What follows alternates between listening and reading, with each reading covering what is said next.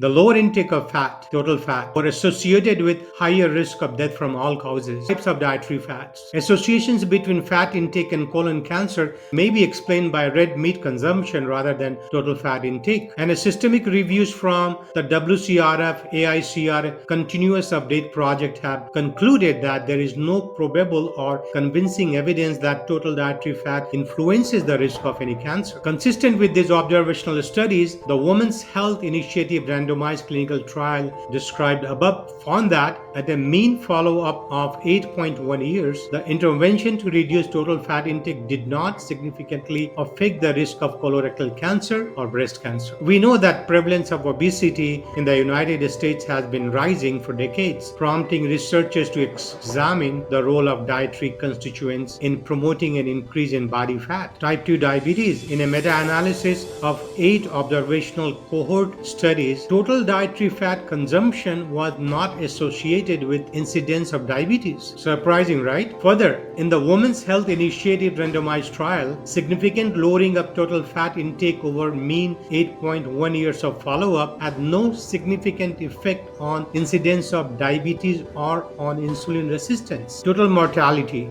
In the large international pure cohort study, including a mix of high, middle, and low-income countries, lower intakes of total fat were associated with significantly higher risk of death from all causes. That's surprising. The lower intake of fat, total fat, were associated with higher risk of death from all causes. So I'm going to break down the types of dietary fats. There are 4 major types of dietary fats: saturated, trans, monounsaturated, and polyunsaturated fat. Each type has a different impact on our health, and understanding these differences is key to making informed dietary choices. So let's get to it. Types of fat. The quality of fat consumed and its food sources appear to be considerably more important for health than total fat intake. In general, industrial trans fats should be avoided. The dietary guidelines for Americans have concluded that substituting polyunsaturated for saturated fats appear to lower cardiovascular risk, whereas substituting carbohydrates for saturated fat does not reduce risk and make out excess weight gain. So simply what it means that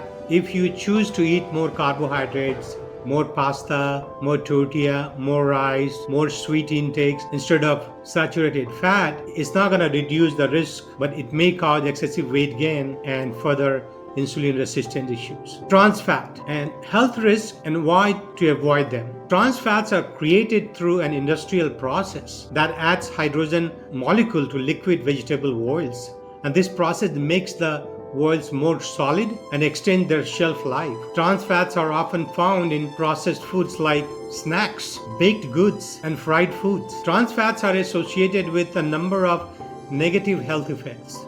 They can raise your bad LDL cholesterol levels and lower your good HDL cholesterol levels. And this can increase your risk of heart disease, stroke, and type 2 diabetes. And due to this health risk, FDA has taken steps to remove artificial trans fats from processed foods. However, it's still important to read nutrition labels, as some foods may still contain trans fats. Trans fatty acid may also interfere with the desaturation and elongation of omega-3 fatty acids. These are important for the prevention of heart disease and complication of pregnancy. In an analysis from the Nurses Health Study, for each increase of 2% of energy from trans fat, the relative risk for incident coronary heart disease was 1.93.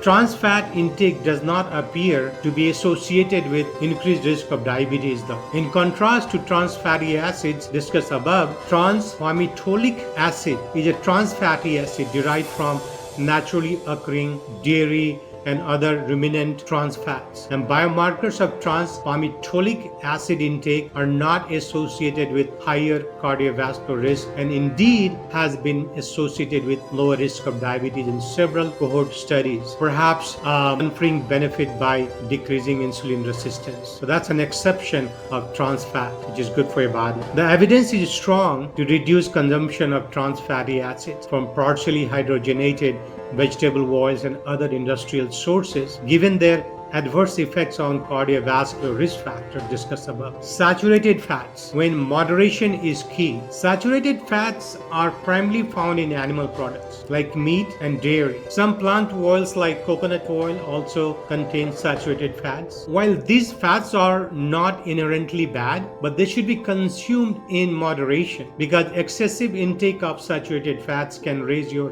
bad LDL cholesterol levels and they can increase your risk of heart disease. The American Heart Association recommends limiting saturated fat intake to less than 6% of total daily calories. However, it's important to note that not all sources of saturated fats are created equal. I'll give you an example. Coconut oil, despite being high in saturated fat, may have its health benefit because of unique fatty acid composition. By comparison, consumption of saturated fats as compared with carbohydrate also raises LDL cholesterol concentration but concurrently lowers level of triglyceride rich lipoprotein and raises HDL cholesterol with no net change in the total cholesterol to HDL ratio. So, the effect of saturated fats on the lipid profile are far less adverse than those of trans fatty acids. Higher consumption of unsaturated fats improves blood cholesterol and lipoprotein ratio, whether in comparison with total carbohydrate or total saturated fat.